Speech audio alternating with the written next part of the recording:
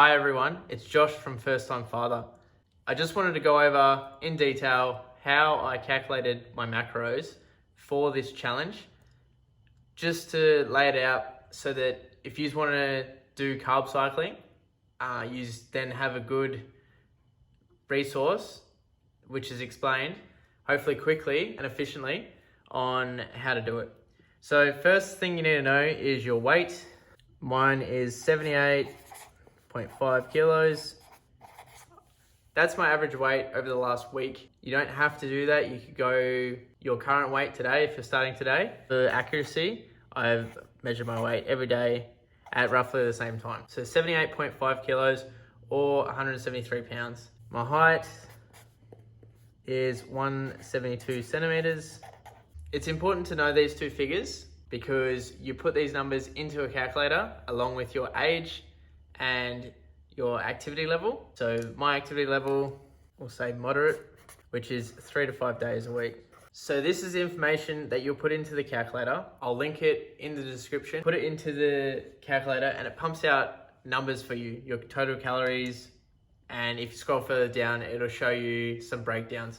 But total calories it's going to show you is your total daily energy expenditure, or TDEE. Mine was 2666. So that's per day, 2,666 calories. I knocked 35 calories off that. Honestly, don't know why I did that when I was doing my calculations. Nonetheless, doesn't really matter. It's still in the same ballpark. So we're gonna go off this number for my total daily energy expenditure. From this number, that's where we move on and we get the rest of our calculations. We want to be in a deficit, both high carb and low carb days. The way we do this, according to Ryan's protocol, low carb days, we are in a 25% deficit, and in high carb days, we're in a 10% deficit. So if we put low carb over this side and then high carb, on low carb days, he's got us in a 25% deficit. That works out to 1973 calories. On high carb days, 10% deficit of the TDEE, which is 2,368. I'll show on the screen now. The easiest way to do it is grab your TDEE total number, divide it by 100, and then times that number by, say, 25% or 10%. So times it by 25 or times it by 10. That'll give you a number. Then subtract that number that you got from this total number. Okay?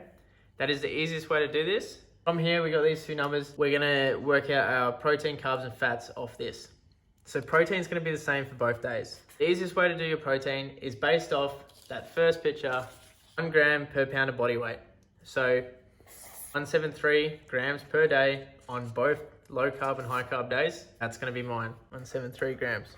Now, converting that to calories so we see how much of a percentage of my overall that it takes in, because you will need to know this step for the next two steps. All we need to do is know that protein and carbs both have per 1 gram is 4 calories, and fats per 1 gram is 9 calories. So if you want to find out how many calories 173 grams of protein is, times it by 4, and that's 692 cal.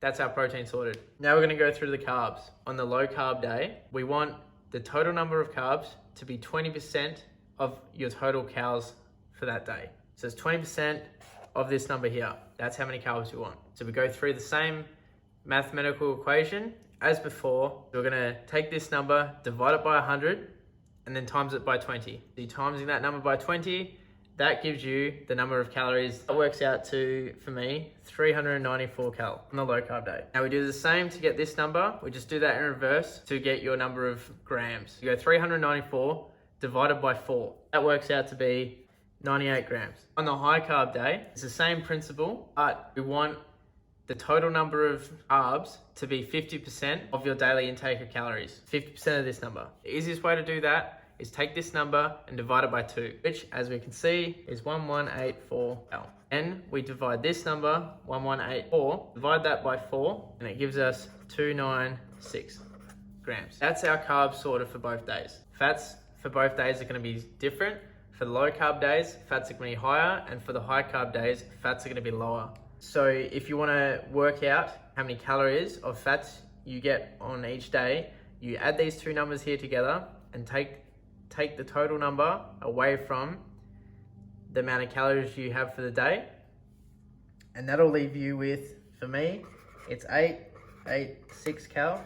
And then you're gonna divide that number by 9, because there is 9 calories per gram of fats, not 4 like carbs and protein.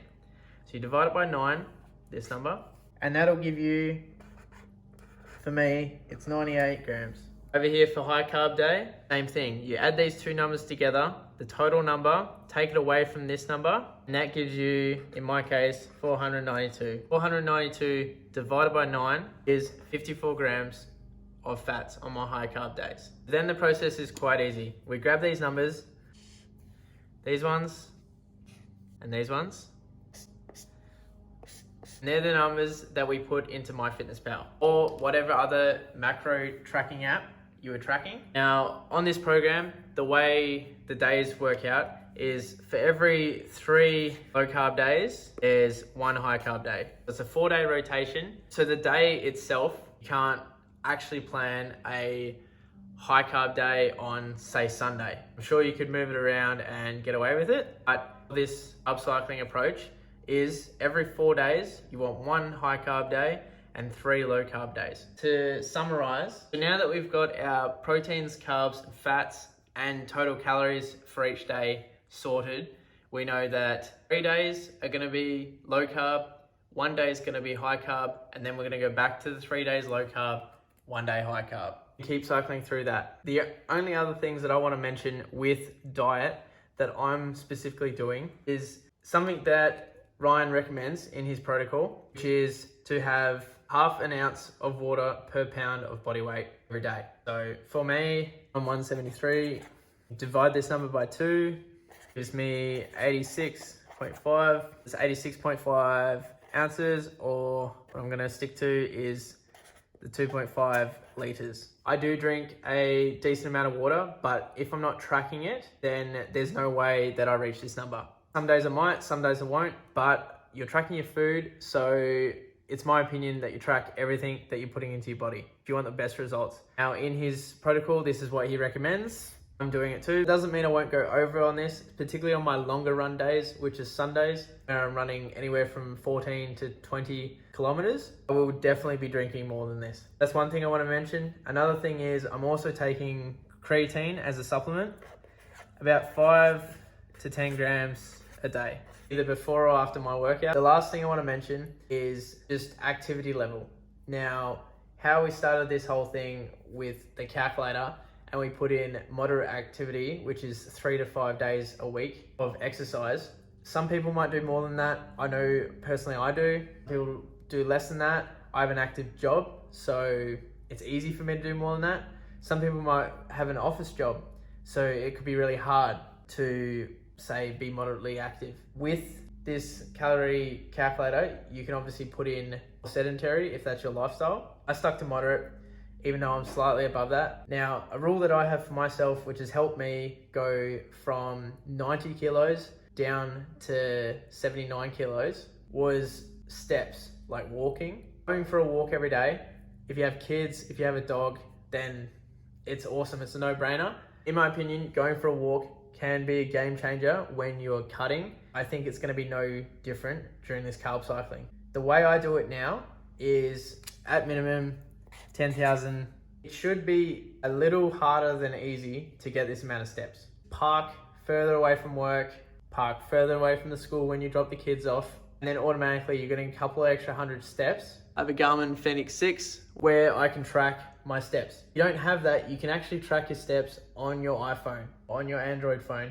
I can do another video on how to sort that out, but it's just in your settings, and if you have your phone on you, it'll track how many steps you're doing per day. Failing that, you can just go on a 30-minute walk in the morning, 30-minute walk at night with the dogs or without the dogs. Take one of those walks for yourself, some you time away from the kids. That's what I do on my morning walks. And then my partner goes on her morning walk. And then in the afternoon, we walk together as a family. So failing everything, 30-minute walk in the morning, 30-minute walk at night. Personally, what I do, if I have a rest day, then I try to hit 15K. Reason for doing this, just walking an extra 5,000 steps can increase your calorie deficit by average about 200 to 300 calories. Now I can show the math in a different video, but that's just good to know. Get more steps. They are so underrated for fat loss, for cutting, for just maintaining a healthy lifestyle. I'm not saying you got to do laps of your kitchen at 10 o'clock at night so you can hit a number to hit this number.